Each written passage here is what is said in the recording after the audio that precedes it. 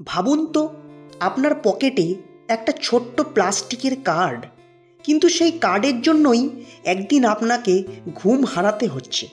ফোনে collection agent হুমকি দিচ্ছে, আর ব্যাংক আপনাকে ডিফল্টার বলছে। অবিশ্বাস্য লাগছে, কিন্তু এটাই অনেকের বাস্তবতা। বন্ধুরা, আজ আমরা জানব এই চকচকে ক্রেডিট কার্ডের আড়ালে লুকিয়ে থাকা ভয়ঙ্কর সত্য, যা আপনাকে আজ না হয় কাল একদিন নিশ্চয়ই কাঁদাবে। তাহলে চলুন শুরু করি সেই গল্প দিয়ে, যেটা হয়তো আপনারই হতে পারত। রোহিত এক তরুণ অফিস কর্মী। প্রথম জব, প্রথম স্যালারি, প্রথম ক্রেডিট কার্ড। ব্যাংক বলল, ইউজ নাও, পে লেটার। রোহিত ভাবল, বাহ, এই তো স্বাধীনতা। প্রথম মাসে কেনা একটা ফোন, তারপর একটা ঘড়ি, তারপর বন্ধুদের ট্রিট। এভাবেই চলতে থাকলো। মাস শেষে যখন বিল এলো 20,000 টাকা, রোহিত ভাবল, ঠিক আছে, মিনিমাম পেমেন্ট দিলেই হবে। দিল মাত্র 2,000 টাকা। কিন্তু এখানেই লুকিয়ে আছে ক্রেডিট কার্ডের আসল প্রথম অন্ধকার দিক, ইন্টারেস্ট ট্র্যাপ। ক্রেডিট কার্ডে ইন্টারেস্ট রেট অনেক সময় 36 থেকে 45% পর্যন্তও হয়। মানে, যদি আপনি পুরো টাকা না দেন, ব্যাংক সেই বাকি টাকার উপর ভয়ানক সুদ বসায়, আর পরের মাসে সে সুদের উপর আবার সুদ। এভাবেই তৈরি হয় ডেট ট্র্যাপ, ঋণের জাল। দ্বিতীয় অন্ধকার দিক, লুকানো চার্জ বা হিডেন চার্জেস। বার্ষিক fee, late fee, cash advance fee, service tax, সব মিলিয়ে আপনি যত ব্যবহার করছেন তার থেকেও বেশি দিচ্ছেন ব্যাংককে। অনেকে তো জানেই না যে শুধু এটিএম থেকে ক্যাশ তোলার জন্য ব্যাংক আলাদা চার্জ নেয়। সাথে সাথে ইন্টারেস্ট গণনা শুরু হয়। মানে, আপনি একবার টাকা তুললেন, আর সেই টাকার উপর প্রতিদিন সুদ বাড়তেই থাকবে। তৃতীয় অন্ধকার দিক, মানসিক চাপ ও হুমকি। যখন আপনি বিল পে করতে পারেন না, তখন ব্যাংক বা রিকভারি এজেন্টের ফোন আসা শুরু হয়।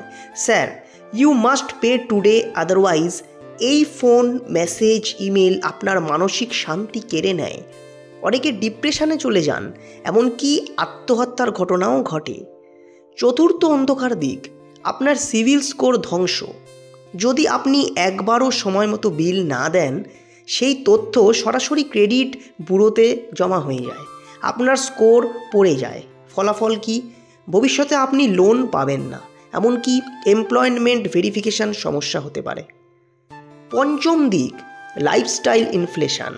ক্রেডিট কার্ড আপনাকে এমন এক ভুয়ো আত্মবিশ্বাস দেয় যে আপনি সব কিছু এখনই পেতে পারেন, কিন্তু আপনি ভুলে যান সেই আনন্দের দাম দিতে হবে ভবিষ্যতের কষ্ট দিয়ে।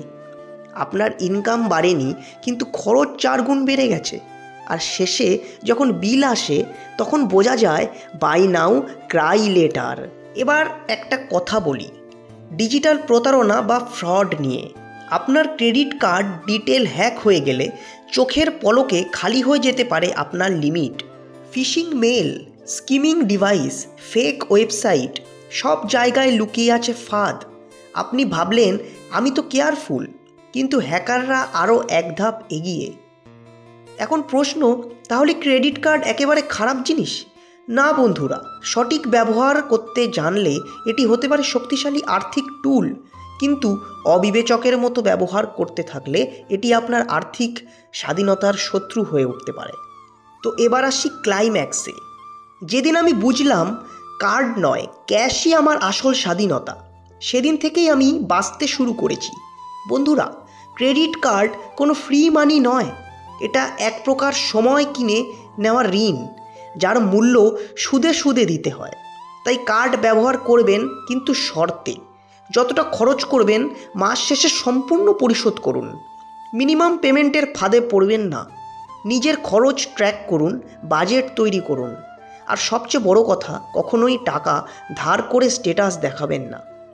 শেষ কথা বলি, ক্রেডিট কার্ড আপনাকে ধনী দেখাতে পারে, কিন্তু দরিদ্র বানিয়ে দেয় নিঃশব্দে। চকচকে প্লাস্টিকের হাসির আড়ালে লুকিয়ে আছে কান্না, স্ট্রেস আর ঋণের জাল। তাই পরের বার কারো হাতের কার্ড দেখে হিংসে নয়, হাসুন মনে মনে, কারণ আপনি জানেন এর অন্ধকার দিক। ভিডিওটি এখানেই শেষ করলাম। যদি একটুও ভালো লাগে, কন্টেন্ট পছন্দ হয়ে থাকে, অবশ্যই ভিডিওটি একটি লাইক করবেন।